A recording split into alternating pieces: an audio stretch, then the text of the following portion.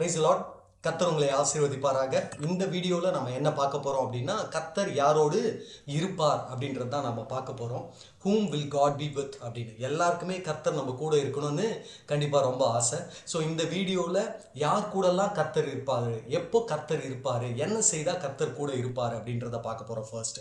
ரெண்டாவது என்ன பார்க்க போகிறோம்னா, 3 டைப்ஸ் ஆஃப் பீப்புள், 3 வகையான மக்கள் இருக்காங்க. அதில் நாம் எந்த கூட்டத்தில் இருக்கிறோம், எந்த வகையில் இருக்கிறோம் அப்படின்றத நாம் பார்க்க போகிறோம். அதுக்கடுத்து முக்கியமான ஒரு விஷயம் என்னென்னா, பேதுருவை பற்றி பார்க்க போகிறோம். Trust me, it's going to be very interesting and very helpful. அது வந்து உங்களுக்கு ரொம்ப பிரோஜனமாக, மிகவும் பிரோஜனமாக கண்டிப்பாக இருக்கும். ஸோ கடைசி வரைக்கும் வீடியோ பாருங்கள். ஸோ இந்த வீடியோக்குள்ளே போகலாம். ஸோ என்ன விஷயம் அப்படின்னு பார்த்தீங்க அப்படின்னா, எல்லாருக்கும் இப்போ ஒரு மிகப்பெரிய செலிப்ரிட்டி, மிகப்பெரிய பிரபலம் கூட இருக்கணும் அப்படின்னு ஆசை. ஒரு பொலிட்டிஷியன், ஒரு அரசியல்வாதி கூட இருக்கணும்னு ஆசை.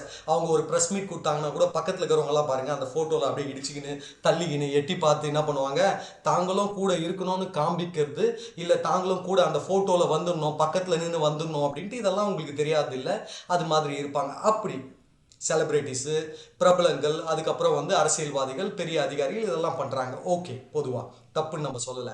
அது ஏன்னா அவங்க கூட இருக்கணும்னு ஆசைப்படுறாங்க. சரி, அதுக்கடுத்து நாம் பர்சனல் லைஃப்பில் எடுத்தோம்னா, நம்ம குழந்தைங்க நம்ம கூட இருக்கணும், நம்ம பெற்றோர்கள் நம்ம கூட இருக்கணும், நம்ம கணவன் நம்ம கூடவே இருக்கணும், நம்ம மனைவி நம்ம கூடவே இருக்கணும், நம்ம ஃப்ரெண்ட்ஸ் நம்ம கூடவே இருக்கணும்னு எல்லாருக்கும் ஒரு ஆசை இருக்குது.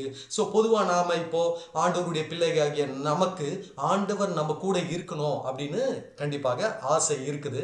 ஸோ இந்த வீடியோவில் நம்ம என்ன பார்க்க போகிறோம்னா, ஆண்டவர் யார் கூட இருப்பார் அப்படின்றது தான் நம்ம பார்க்க போகிறோம். ஸோ பாருங்கள் என்ன சொல்லுவாங்க அப்படின்னா, இந்த உலகத்துல யாருமே உங்க கூட இல்லை, எல்லாருமே உங்களுக்கு எதிராக இருக்கிறாங்க. ஆனா உங்க கூட கர்த்தர் இருக்கிறாரு அப்படின்னா நீங்க தான் ரொம்ப பெரிய ஆளு, நீங்க எதற்கும் பயப்பட வேண்டியது இல்லை.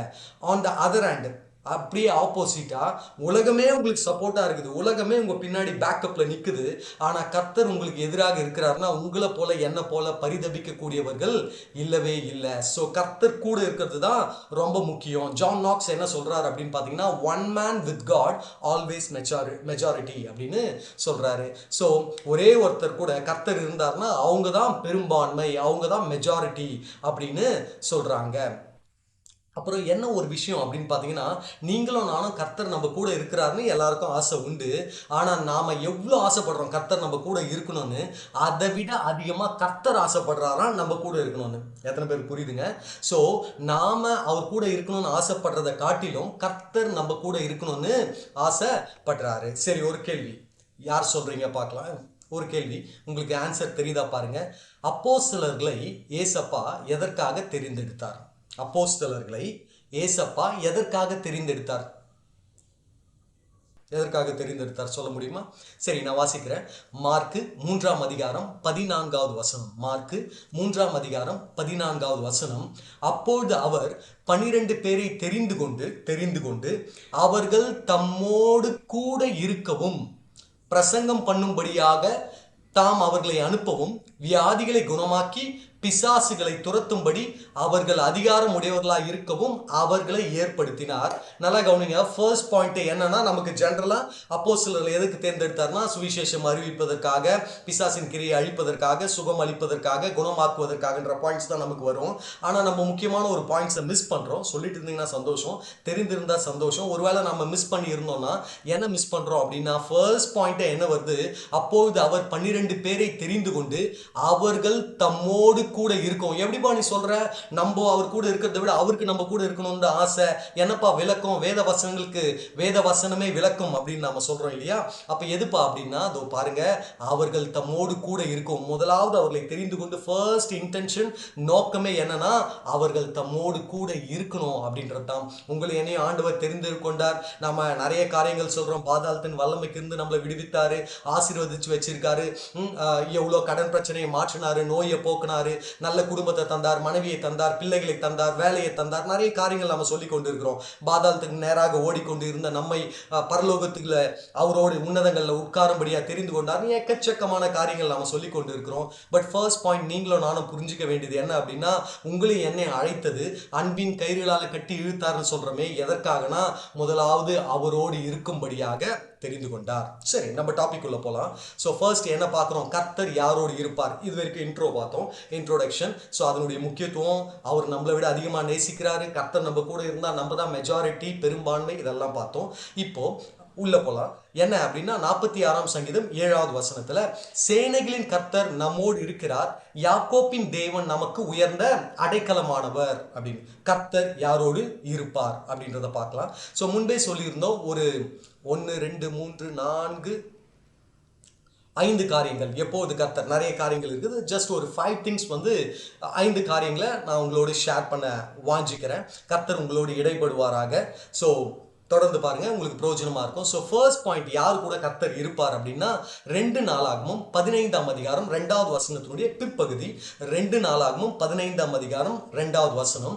அவன் வெளியே ஆசாவுக்கு எதிர்கொண்டு போய் அவனை நோக்கி, ஆசாவே, யூதா பெஞ்சமின் கோத்திரங்களில் சகல மனுஷரே கேளுங்கள், நீங்கள் கர்த்தரோடு இருந்தால் அவர் உங்களோடு இருப்பார். பாருங்க, கவனிங்க, நீங்கள் கர்த்தரோடு இருந்தால் அவர் உங்களோடு இருப்பார், நீங்கள் அவரை தேடினால் உங்களுக்கு வெளிப்படுவார், அவரை விட்டீர்களே ஆகில் அவர் உங்களை விட்டு விடுவார். நீங்க ஒரு விஷயம் நோட் பண்ணீங்களா, அவர் கர்த்தாதி கர்த்தர், அவர் தேவாதி தேவன், ராஜாதி ராஜன், மன்னாதி மன்னன், அவர் சொல்ல ஆகும், அவர் கட்டளையிட நிற்கும். அவர் யாரு? எல் ஷடாய், சர்வ வல்லமை உள்ளவர். ஒரு வார்த்தையினால வானத்தையும் பூமியை சிருஷ்டித்தார். அவர் சொன்ன வார்த்தை வீணாய் தரையில விழாது, எல்லாவற்றையும் நிறைவேற்றி முடிக்கும். அவ்வளோ வல்லமை, அவ்வளோ பெரிய தேவன். அவர் நான் ஆசீர்வதிக்கும்படி என் கரத்தை நீட்டினா அதை மடக்கிறவன் யார் அப்படின்னு கேட்கிறார். எல்லாம் உங்களுக்கு தெரியும். அப்பேற்பட்ட வல்லமை நிறைந்த பரிசுத்தமான கனம் பொருந்திய தேவாதி தேவன் முடிவு பண்றது இல்ல உங்க கூட அவர் இருக்கணும்னு, நீங்க முடிவு பண்றீங்களா? நீங்க முடிவு பண்றீங்க. அவரு இப்போ பெரிய பெரிய சிஎம்லாம் இருக்காங்க, பெரிய பெரிய செலிபிரிட்டிஸ்லாம் இருக்காங்க. நாம முடிவு பண்ண முடியாது அவங்க நம்ம கூட இருக்கணும்னு. அவங்க முடிவு பண்ணாதான் நாம என்ன பண்ண முடியும், அவங்க கூட போய் இருக்க முடியும் இல்லையா? ஆனா இங்க பாருங்க, அதிபதிகளுக்கெல்லாம் அதிபதி, மிகப்பெரியவர். ஸோ அவரு தேவாதி தேவன், அவரு நம்ம கூட இருக்கணுமா இல்லையான்னு அவரு முடிவு பண்றது இல்லையா, உங்க கையிலையும் என் கையிலையும் கொடுத்துருக்கிறாருங்க. நீங்க தான் முடிவு பண்ண போறீங்க அவர் உங்க கூட இருக்கணுமா. நீங்கள் கர்த்தரோடு இருந்தால் அவர் உங்களோடு இருப்பார்னு வசனம் சொல்லுது. எவ்வளோ பெரிய ஸ்லாக்கியம், பாக்கியம், எவ்வளோ பெரிய ஆப்ஷனை நமக்கு கொடுத்துருக்கிறாருன்றது உங்களுக்கு புரியும்னு நான் விசுவாசிக்கிறேன். ஸோ ஃபர்ஸ்ட் பாயிண்ட் என்ன அப்படின்னா, எப்போ கர்த்தர் நம்ம கூட இருப்பார்னா, நாம முதலாவது அவரோடு இருந்தால் அவர் நம்ம கூட இருப்பார். இது ஃபர்ஸ்ட் பாயிண்ட். ஸோ ரெண்டாவது காரியம் என்னன்னா, மத்தேயு 18ஆம் அதிகாரம் 20வது வசனம். மத்தேயு 18ஆம் அதிகாரம் 20வது வசனத்துல, 2 பேராவது 3 பேராவது என் நாமத்தினாலே எங்கே கூடி இருக்கிறார்களோ அங்கே அவர்கள் நடுவிலே இருக்கிறேன் என்றார். இது நமக்கு ரொம்ப தெரிந்த வசனம். அப்போ நாம ஜெபிக்கும் போதே அதை தான் சொல்லி ஸ்டார்ட் பண்றோம். ஸோ ஒன்னஸ், ஐக்கியம், அவருடைய நாமத்தினால. பாருங்க, அவருடைய நாமத்தின் நிமித்தம் நீங்களும் நானும் ஒருமனப்படும் போது அங்க அவர் என்ன பண்றாரு, இருக்கிறாரு. அதாவது அவருடைய நாமத்தின் நிமித்தம்னா அவருடைய மகிமைக்காக, சுயத்துக்காக இல்ல, சுயநலத்திற்காக இல்ல, அவர் மகிமைக்காக, நம்முடைய மகிமைக்காக நம்ம கூடணும்னா அங்க அவர் இருக்கிறது இல்ல. பாபேல் கோபுரம் உங்களுக்கு ஞாபகம் இருக்கும். ஸோ அவருடைய நாம மகிமைக்கு என்று எப்போ 2-3 பேர் கூடி இருக்கிறார்களோ அவர்கள் மத்தியில அவர் இருக்கிறாரு. ஸோ அவர் நாம மகிமைக்கென்று நாம் காரியங்களை செய்யும் போது, ஒருமனப்பட்டு அவருக்காக காரியங்களை செய்யும் போது, நாம் கூடி வரும்போது கண்டிப்பாக கர்த்தர் அங்க இருக்கிறாரு, அவர் நம்மோடு இருப்பார். இது செகண்ட் பாயிண்ட். தேர்ட் பாயிண்ட், எப்போது தேவன் நம்மோடு இருப்பார் அப்படின்னா, மத்தேயு 28ஆம் அதிகாரம் 19-20 வசனங்கள்ல, மத்தேயு 28ஆம் அதிகாரம் 19-20 வசனங்கள்ல, ஆகையால் நீங்கள் புறப்பட்டு போய் சகல ஜாதிகளையும் சீஷராக்கி பிதா குமாரன் பரிசுத்த ஆவியின் நாமத்தினாலே அவர்களுக்கு ஞானஸ்தானம் கொடுத்து நான் உங்களுக்கு கட்டளையிட்ட யாவையும் அவர்கள் கை கொள்ளும்படி அவர்களுக்கு உபதேசம் பண்ணுங்கள். இதோ உலகத்தின் முடிவு பரியந்தமும் சகல நாட்களிலும் நான் உங்களுடனே கூட இருக்கிறேன் என்றார். ஆமென். சோ இங்க என்ன சொல்றாரு அப்படின்னா, நாம அவர் கட்டளைகளை எல்லாவற்றையும் மற்றவங்க கை கொள்ளும்படி நாம போய் மற்றவங்களை சீஷர் ஆக்கும் போது அவர் என்ன பண்றாரு, நம்ம கூட இருக்கிறாரு. இதை என்ன சொல்லுவாங்க அப்படின்னு பாத்தீங்கன்னா, கிரேட் கமிஷன், பிரதான கட்டளை, ராஜரீக கட்டளை அப்படின்னு பெரிய தேவ மனுஷர்கள் சொல்றது உண்டு. சோ அப்போ நாம அவருக்காக போய் அழிந்து போகிற ஆத்மாக்களை, யூதால சொல்றாருல, ஒரு சிலர் யாவது நரகாக்கிலிருந்து இழுத்து விடுங்கள் அப்படின்னு சொல்றாங்கல்ல. ராஜ்யத்தின் காரியத்தை செய்யும் போது, அநேகரை நீதிக்கு உட்படுத்தும் போது, அநேகருக்கு ரட்சிப்பின் சுவிசேஷத்தை அறிவிக்கும் போது, அநேக அநேகரை மனம் திரும்புதலுக்குள்ளாக பாவ மன்னிப்புக்குள்ளாக கொண்டு வந்து இயேசு கிறிஸ்து எவ்வளவு நல்லவர் என்பதை ருசி பார்க்கும்படியாக செய்யும் போது அவர் என்ன பண்றாரு? நம்ம கூட இருக்கிறாரு. எப்போது வரைக்கும்? முடிவு பரியந்தமும் சகல நாட்களிலும் அவர் என்ன பண்றாரு? நம்ம கூட இருக்கிறாரு. ஸோ 3 பாயிண்ட்ஸ் பார்த்தோம். கர்த்தர் எப்போது நம்ம கூட இருப்பார்னா, I just want to to a recap. உங்களுக்கு ஞாபகப்படுத்த விரும்புகிறேன். முதலாவது, நீங்கள் அவரோடு இருந்தால் அவர் உங்க கூட இருக்கிறாரு. ரெண்டாவது காரியம் என்னன்னா, ஒருமனப்பட்டு அவர் நாமத்தின் நிமித்தம் அவர் நாம மகிமைக்கென்று நீங்களும் நானும் ஒன்று கூடி வரும்போது அங்க அவர் நம்ம கூட இருக்கிறாரு. மூன்றாவது, நாம சகலரையும் சீஷராக்கும் போது அவர் நம்ம கூட இருக்கிறாரு அப்படின்றத பார்த்தோம். நான்காவது காரியம் என்ன அப்படின்னு பார்த்தீங்க அப்படின்னா, 34ஆம் சங்கீதம் 18வது வசனம். 34ஆம் சங்கீதம் 18வது வசனத்துல, நொறுங்குண்ட இருதயம் உள்ளவர்களுக்கு கர்த்தர் சமீபமாய் இருந்து நொறுங்குண்ட ஆவி உள்ளவர்களை ரட்சிக்கிறார். Glory to God. நொறுங்குண்ட இருதயம் உள்ளவர்களுக்கு கர்த்தர் சமீபமா இருக்கிறாரு. எல்லாரும் தூர போறாங்க. நம்ம உடைக்கப்பட்ட சூழ்நிலையில, நம்ம கைவிடப்பட்ட சூழ்நிலையில ஆப்வியஸா கண்டிப்பா நார்மலாவே இயற்கையாவே எல்லாரும் என்ன பண்ணுவாங்க? நம்மளை விட்டு தூர போறாங்க. ஆனா இங்க ஒருத்தர் இருக்கிறாரு. அவர் நம் கர்த்தர். நாம் நொறுக்கப்பட்டு அடிக்கப்பட்டு ரொம்ப கைவிடப்பட்ட நிலைமையில இருக்கும்போது அவர்களுக்கு கர்த்தர் என்ன பண்றாராம்? சமீபமா இருக்கிறாரு. அப்ப நான்காவது பாயிண்ட் என்ன அப்படின்னா, நொறுங்குண்ட இருதயம் உள்ளவர்களுக்கு அவர் சமீபமா இருக்கிறார்.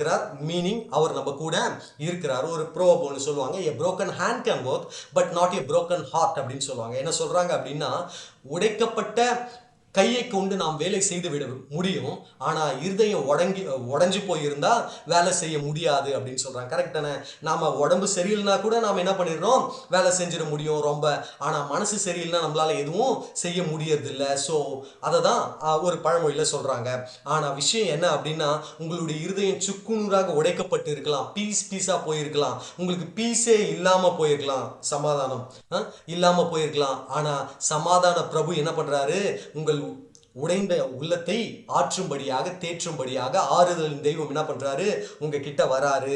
நீங்க நொறுங்குண்ட இருதயம் உள்ளவர்களா இருந்தீங்க அப்படின்னா, வேதனைப்பட்டு புரோக்கன் ஹார்ட்டோட இருக்கிறீங்க அப்படின்னா கவலைப்படாதீங்க. ஏசப்பாவை கூப்பிடுங்க. கண்டிப்பா அவர் என்ன பண்றாரு? உங்களுக்கு தூரமா இல்லை, உங்களுக்கு சமீபமா இருக்கிறாரு அப்படின்றது இது 4th பாயிண்ட். 5th பாயிண்ட் என்ன அப்படின்னு பாத்தீங்கன்னா, வெளிப்படுத்தல் 17ஆம் அதிகாரம் 14வது வசனம். வெளிப்படுத்தல் 17ஆம் அதிகாரம் 14வது வசனம். இவர்கள் ஆட்டுக்குட்டி ஆனவருடனே யுத்தம் பண்ணுவார்கள். ஆட்டுக்குட்டி ஆனவர் கர்த்தாதி கர்த்தரும் ராஜாதி ராஜாவுமாய் இருக்கிறபடியால் அவர்களை ஜெயிப்பார். அவரோடே கூட இருக்கிறவர்கள், கவனிங்க, அவரோட கூட இருக்கிறவர்கள் அழைக்கப்பட்டவர்களும் தெரிந்து கொள்ளப்பட்டவர்களும் உண்மை உள்ளவர்களுமாய் இருக்கிறார்கள் என்றான். சோ யார் கூட அவர் இருக்கிறாரு? அழைக்கப்பட்டவர்களோட, தெரிந்து கொள்ளப்பட்டவர்களோட, உண்மை உள்ளவர்களோடு கூட. யாருக்கு உண்மை? அவருக்கு உண்மை உள்ளவர்களோடு கூட அவர் என்ன பண்றாரு?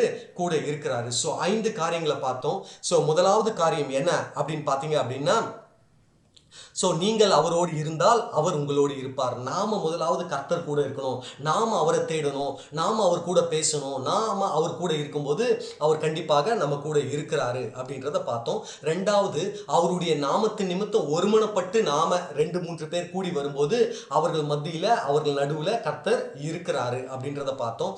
மூன்றாவது, நாம சகலரையும் சீஷராக்கும்படி, ராஜ்யத்தின் சுவிசேஷத்தை அறிவிக்கும் போது அநேகரை ஆற்றும்படி, அநேகரை தேற்றும்படியாக ஆண்டவர் நிமித்தம் காரியங்களை செய்யும் போது முடிவு பரியந்தம் சகல நாட்களும் அவர் நம்ம கூட இருக்கிறாரு அப்படின்னு பார்த்தோம். நான்காவது, உடைக்கப்பட்ட இருதயம், ரொம்ப எல்லாமே இல்ல, முடிஞ்சிடுச்சு பிரதர் அப்படின்னு நீங்க சொல்றீங்களா? எல்லாமே போச்சுன்னு சொல்றீங்களா?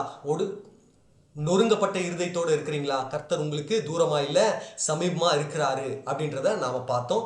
ஐந்தாவது, அழைக்கப்பட்டவர்கள், தெரிந்து கொள்ளப்பட்டவர்கள், உண்மை உள்ளவர்கள் கூட அவர் கண்டிப்பாக இருக்கிறார். நாம உண்மை உள்ளவர்களாக இருப்போம். ஸோ இந்த 5 காரியங்கள், நிறைய காரியங்கள் இருக்குது, நாம 5 காரியங்களை பார்த்தோம். இது உங்களுக்கு பிரயோஜனமா இருந்திருக்கும் அப்படின்னு நினைக்கிறேன். ஸோ அடுத்து என்ன நான் சொல்லி இருந்தோம் அப்படின்னு பார்த்தீங்கன்னா, 3 டைப்ஸ் ஆஃப் பீப்புள், 3 விதமான மக்கள் கூட்டம் இருக்காங்க. ஸோ நீங்க சொல்லணும் இதுல நாம எந்த கூட்டத்துல இருக்கிறோம் அப்படின்னு சொல்லிட்டு. சோ முதலாவது கூட்டம் யார் அப்படின்னா, யோசுவா 3ஆம் அதிகாரம் 5வது வசனம். யோசுவா 3ஆம் அதிகாரம் 5வது வசனத்துல யோசுவா ஜனங்களை நோக்கி, ஏன்பா இந்த பாயிண்ட், ஏன் இந்த 3 கூட்டம் அப்படின்னா, இப்ப ஆண்டவர் நம்ம கூட இருக்கணும்னு நினைக்கிறோம், இல்ல நாம ஆண்டவர் கூட இருக்கணும்னு நினைக்கிறோம். ஆண்டவர் நம்ம கூட இருக்கணும். சோ ஆண்டவர் நம்ம கூட இருக்கணும்னு எதுக்கு நினைக்கிறாங்க ஜனங்க அப்படின்னு ஒரு 3 கூட்டம் இருக்குது. அவங்க ஆண்டவர் என் கூடவே இருக்கணும் அப்படின்னு எதுக்கு நினைக்கிறாங்க? முதலாவது கூட்டம் ஏன் ஆண்டவர் கூட இருக்கணும் அப்படின்னு நினைக்கிறாங்க அப்படின்னா, யோசுவா 3ஆம் அதிகாரம் 5வது வசனத்துல யோசுவா ஜனங்களை நோக்கி, உங்களை பரிசுத்தம் பண்ணிக்கொள்ளுங்கள், நாளைக்கு கர்த்தர் உங்கள் நடுவிலே அற்புதங்களை செய்வார் என்றான். சோ முதலாவது கூட்டம் யாருன்னா, ஏன் கர்த்தர் என் கூட இருக்கணும், எப்ப கர்த்தர் கூட இருப்பார், நான் இந்த காரியம் பார்த்துட்டோம். இப்போ ஏன் கர்த்தர் கூட இன்டென்ஷன், சிந்தை, நம்மளுடைய நோக்கம் என்ன அப்படின்னா, ஒரு கூட்டத்துக்கு கர்த்தர் ஏன் கூட இருக்கணும் அப்படின்னா, அதிசயங்களை பெற்றுக்கொள்ளும்படியாக, அற்புதங்களை பெற்றுக்கொள்ளும்படியாக. அதிசயம் தப்பாப்பா, தப்புனே சொல்ல, என் நாமத்தை நீ கேட்கிறது என்ன, அது அதிசயம் என்றார். அவர் பெயரே அதிசய கர்த்தர். ஆனா அதிசயத்துக்காக மாத்திரம்தான், அற்புதங்களுக்காக மாத்திரம்தான் நாம கர்த்தரை தேடுவோமே. ஆனால் பேதுரு சொல்றாரு இல்லைங்களா, நம்மை போல பரிதபிக்கக்கூடியவர்கள் ஒருவரும் இல்லை அப்படின்னு சொல்லிட்டு. சோ முதலாவது கூட்டம் என்னன்னா, ஏசப்பாவை அற்புதத்துக்காக மாத்திரம், அதிசயங்களுக்காக மாத்திரம் தேடுற கூட்டம். அந்த கூட்டத்துல நாம மிராக்களுக்காக மாத்திரம் நாம இருப்போமே, ஆனால் நம்மளை விட மிசரபிளான பீப்புள் யாருமே இல்லை அப்படின்றது தான் நாம பார்க்குறோம். ஸோ முதலாவது கூட்டம், அந்த கூட்டத்தில் நீங்க இருக்க மாட்டீங்க, நான் விசுவாசிக்கிறேன், இருக்கவும் கூடாது. ரெண்டாவது கூட்டம் என்ன அப்படின்னு பார்த்தீங்க அப்படின்னா, நம்பர்ஸ் என்னாகமும் 11ஆம் அதிகாரம் 18வது வசனம். என்னாகமும் 11ஆம் அதிகாரம் 18வது வசனம். சரி, ஒரு கேள்வி கேட்குறேன்.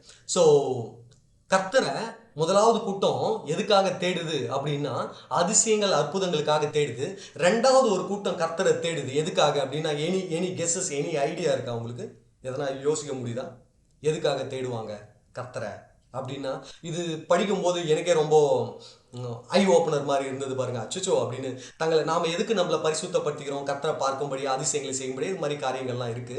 ஸோ இந்த வருஷம் நீங்க படிச்சிருக்கீங்களா கவனிங்க. எனக்கு படிக்கும்போது ரொம்ப வியப்பாகவும் ஆச்சரியமாகவும் இருந்தது.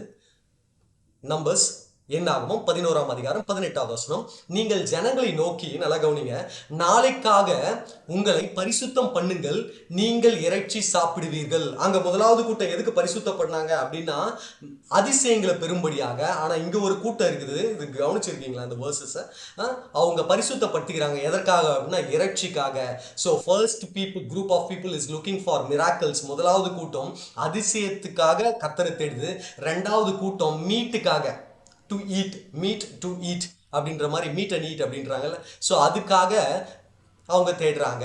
ஸோ இறைச்சி சாப்பிடுவீர்கள் அப்படின்னு, எங்களுக்கு இறைச்சி சாப்பிட கொடுப்பவர் யார் என்றும், எகிப்திலே எங்களுக்கு சௌக்கியமா இருந்தது என்றும் கர்த்தருடைய செவிகள் கேட்க அழுதீர்கள், ஆகையால் நீங்கள் சாப்பிடும்படி கர்த்தர் உங்களுக்கு இறைச்சி கொடுப்பார். ரெண்டாவது கூட்டம் கர்த்தர் கூட இருக்கணும்னு நினைக்குது, தங்களை ஆயத்தப்படுத்திக் கொள்ளுது. எதற்காக அப்படின்னா, பரிசுத்தப்படுத்திக் கொள்ளுது. எதற்காகனா, சாப்பாட்டுக்காக.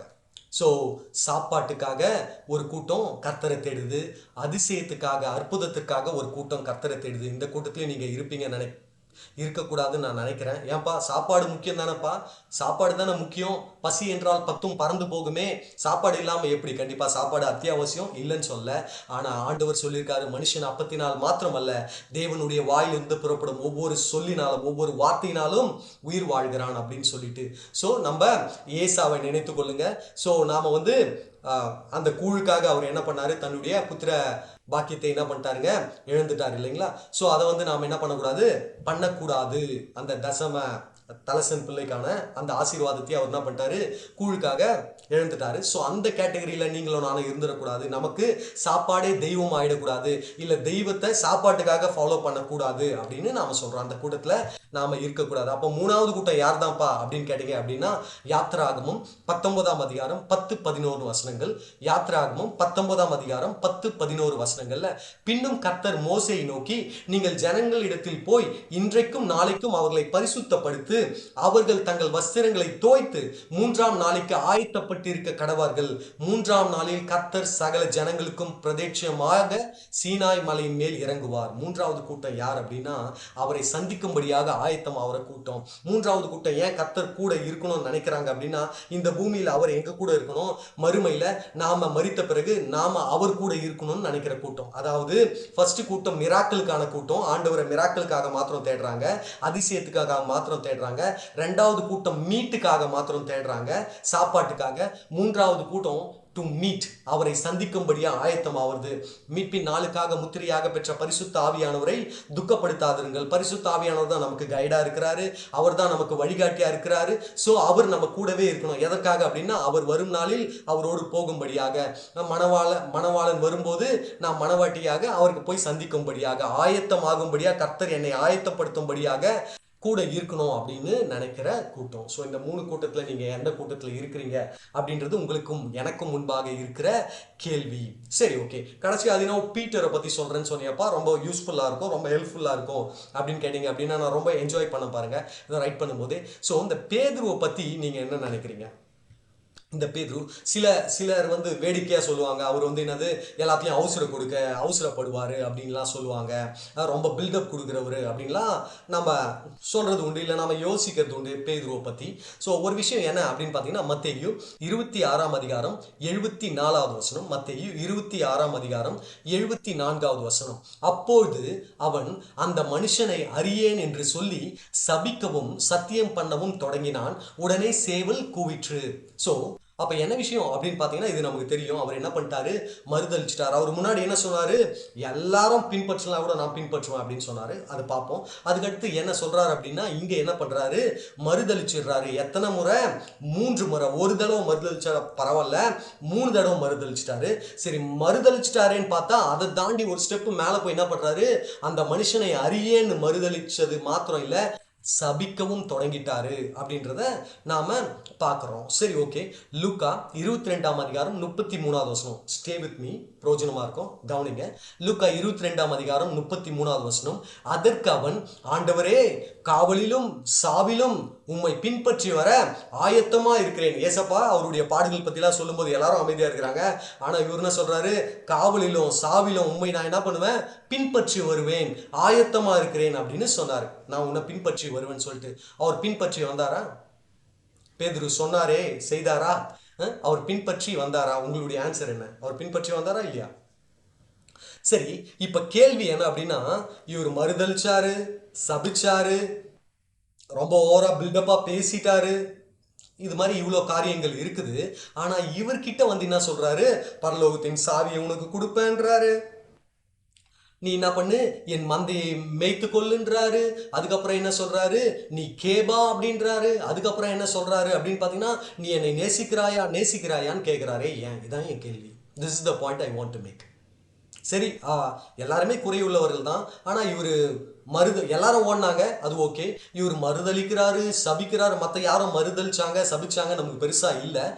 ஆண்டவர் அவரு கூட இருந்து அவ்வளோ நெருக்கமாக இருந்து அவ்வளோலாம் சொல்லி, காவலிலும் சாவலிலும் உண்மை நான் பின்பற்றுவேன், ஆயத்தமாக ரெடியாக இருக்கிறேன் நான் அதை செய்யறதுக்கெல்லாம் சொல்கிறாரு. ஆனால் சொன்னது ஒன்று, செஞ்சது ஒன்று. ரொம்ப எக்ஸ்டென்ட்டுக்கு மீறி போயிட்டு யோசிச்சு பார்க்காத அளவுக்கு அவர் என்ன பண்ணுறாரு? மறுதளிச்சாரு 3 முறை. அதுக்கப்புறம் சபிச்சாரு. அவர்கிட்ட போய் என்ன இவ்வளோ காரியங்கள், அவரை நேசிக்கிறையான்னு இவர் போய் கேட்டுருக்காரு. இதெல்லாம் என்ன அப்படின்னு யோசிச்சிருக்கீங்களா? ஸோ முன்பு ஒரு கேள்வி கேட்டோம். அவர் பின்பற்றுவேன்னு சொன்னார் இல்லை? ஆண்டவரே, காவலிலும் சாவிலும் உம்மை பின்பற்றி வர ஆயத்தமா இருக்கிறேன்னு சொன்னாரே, அவர் பின்பற்றினாரா இல்லையா?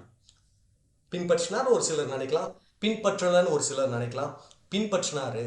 பாருங்க, லூக்கா 22ஆம் அதிகாரம் 54வது வசனம். லூக்கா 22ஆம் அதிகாரம் 54வது வசனம்.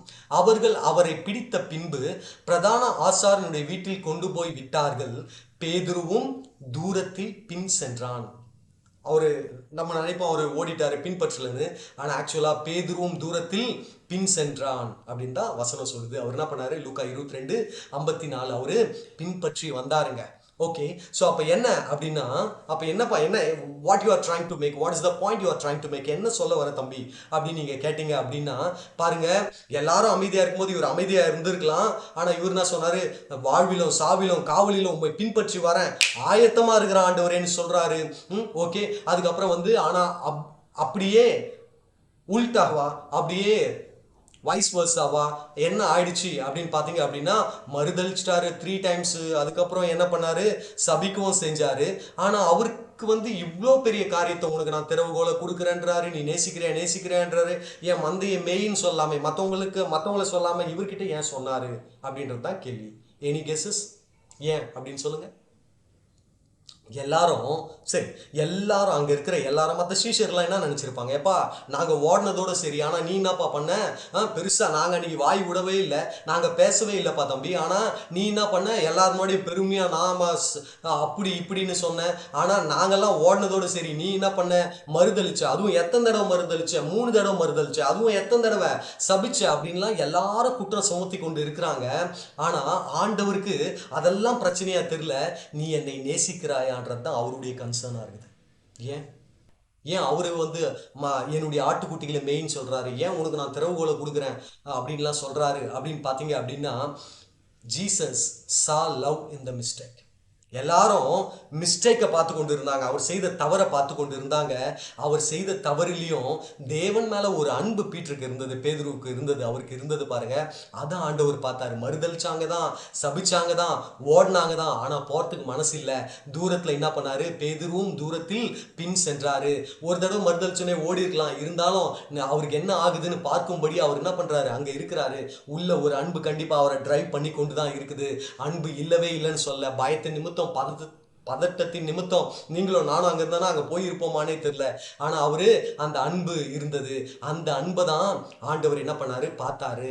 ஸோ அதனால தான் அவருக்கு என்ன பண்ணாரு, கொடுத்தாரு. மற்றவங்கெல்லாம் செய்யலை, முயற்சி பண்ணலை, ஆனால் இவர் செய்தார். மற்றவங்கெல்லாம் படகுக்குள்ளேயே இருந்தாங்க, ஆனால் இவர் என்ன பண்ணாரு, நீர் ஆண்டவரானால் நான் உம்மிடத்தில் வரணும் அப்படின்னு சொல்லிட்டு சொன்னார். மற்றவங்கெல்லாம் அமைதியாக இருந்தாங்க, நான் யாருன்னு கேட்கும்போது என்னென்னவோ ஆன்சர் சொன்னாங்க.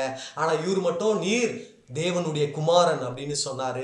இவருக்குள்ள இருக்கிற அந்த அன்பு, மற்றவங்கெல்லாம் அமைதியா இருந்தாங்க, என்னை காவலில் போடுவாங்க, எனக்கு அப்படி பிரச்சனை வரணும் போது எல்லாரும் அமைதியாக கேட்டு இருந்தாங்க. ஆனால் மனசு துடிக்குது இவருக்கு மட்டும், முடியுதோ முடியலையோ, ஆனால் அந்த மனசு என்ன பண்ணுது, உள்ளத்து நிறைவே வாய் பேசுன்ற மாதிரி வருது. ஆண்டவரே அப்படிலாம் கிடையாது, நான் உங்க விட்டு ஓட மாட்டேன் அப்படின்றாரு. எல்லாரும் ஓடும்போது வைராக்கியமா, ஏன் ஆண்டவரே தொடறீங்கன்னு, அது தப்பு தான், இருந்தாலும் ஒரு வைராக்கியம் வருது. ஆண்டவரே அதை கடிந்து கொள்றாரு. ஆனால் ஆண்டவருக்காக, ஸோ ஆண்டவர் அவருடைய மிஸ்டேக்ஸ் எல்லாத்தையும் அவர் மேல வச்சிருந்த அன்பை பார்த்தாருங்க. So what I'm trying to say is, Andrew Wommack அப்படின்ற தேவ மனுஷர் சொல்றாரு, we are better to make mistake in faith than to do nothing at all.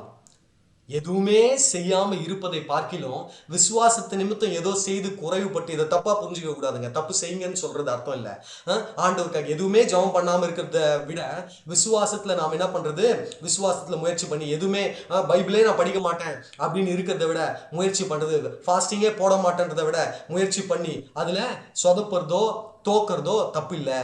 So faith, we are better to make mistake in faith then to do nothing at all அப்படின்றது தான். So ஏசப்பா ஒருபோதும் என்ன பண்ணல, நம்மளை கைவிடவே இல்லை. he didn't give up on us. நம்மளை அவர் ஒருபோதும் என்ன பண்ணல, கைவிடல. எது வரைக்கும் அப்படின்னு பார்த்தீங்கன்னா, மரண பரியந்தமும் நம்மளை கைவிட மாட்டேன்னு சொல்றாரு. அவர் மரண பரியந்தமும் நம்மளை கைவிடலை. சிலுவையில் தொங்கிக் கொண்டு அவமான சின்னமாக தொங்கிக் கொண்டு இருக்கும்போது கூட he never gave up on us.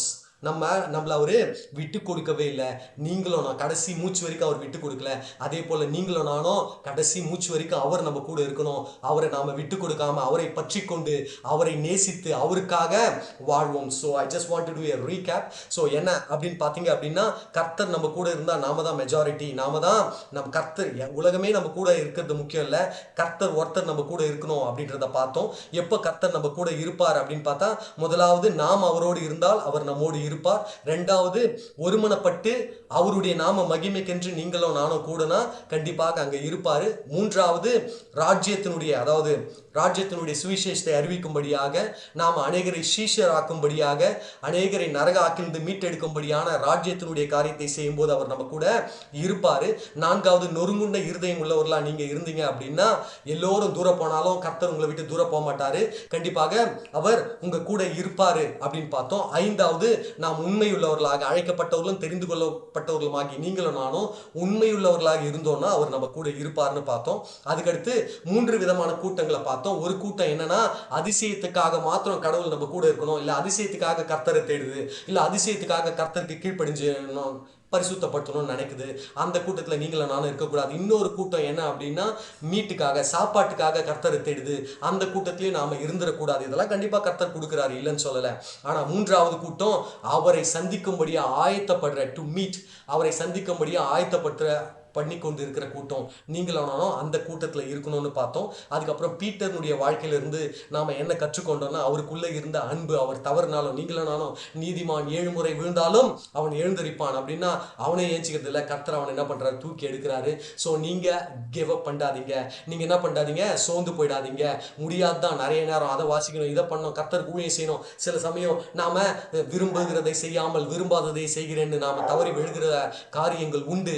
ஆனால் டோன்ட் கிவ் அப். ஆண்டவர் நம்ம கூட இருக்கணும் அப்படின்றது தான் முக்கியம். நாம் அதை அவரோடு கூட இருக்கும்போது கண்டிப்பாக நம்ம எல்லா காரியங்களையும் மேற்கொள்ளலாம். நம்மளுடைய பலத்தால் அல்ல, அவருடைய பலத்தால். ஸோ இந்த செய்தி உங்களுக்கு பிரோஜனமாக இருந்திருக்கும். கர்த்தர் உங்களோடு இடைப்பட்டிருப்பார். You would have got some helpful insights. சில பிரோஜனமான காரியங்கள் உங்களுக்கு கிடைத்திருக்கும் நான் கர்த்தருக்குள்ள விசுவாசிக்கிறேன். ஸோ இது பிரோஜனமாக இருந்தால் கண்டிப்பாக லைக் பண்ணுங்கள். என்னடா அது எல்லாரும் மாதிரி ஒன்றும் கேட்குறான் அப்படின்னு நினைக்காதீங்க. ஸோ அப்படி தான், தட்ஸ் ஹவ் ஐ கால்குலேட். நாங்கள் அப்படி தான் புரிஞ்சுக்கிறது. எத்தனை லைக் பார்த்தினா இத்தனை பேர் பிடிச்சிருக்கு அப்படின்னும் போது நமக்கு ஒரு சந்தோஷம். ஸோ லைக் பண்ணுங்கள். உங்களுக்கு ஏதாவது டவுட்ஸ் இருந்தால் கண்டிப்பாக கமெண்ட் செக்ஷனில் கமெண்ட்ஸ் பண்ணுங்கள். ஸோ அதுக்கப்புறம் நல்லா இருந்தாலும் சொல்லுங்கள். அதுக்கடுத்து இது உண்மையிலேயே பிரோஜனமாக இருக்குது அப்படின்னா உங்களுடைய ஆண்டவரை நேசிக்கிற மற்றவங்களுடைய ஃப்ரெண்ட்ஸ் அண்ட் ஃபேமிலி மெம்பர்ஸ்க்கு நீங்கள் ஷேர் பண்ணுங்கள். ஸோ கர்த்தர் உங்களை ஆசீர்வதிப்பாராக. God bless you. கர்த்தரோடு நாம் இருக்கிறது ரொம்ப முக்கியம். நாம் கர்த்தரோடு இருந்தால் கர்த்தர் நம்மோடு கூட இருப்பார். கேட்டதுக்காக நன்றி. ஸோ மீண்டும் அடுத்த வீடியோவில் கர்த்தர் சித்தமாக நான் மீண்டும் அடுத்த வீடியோவில் உங்களை சந்திக்கிறேன். God bless you. Take care. Thank you very much. By.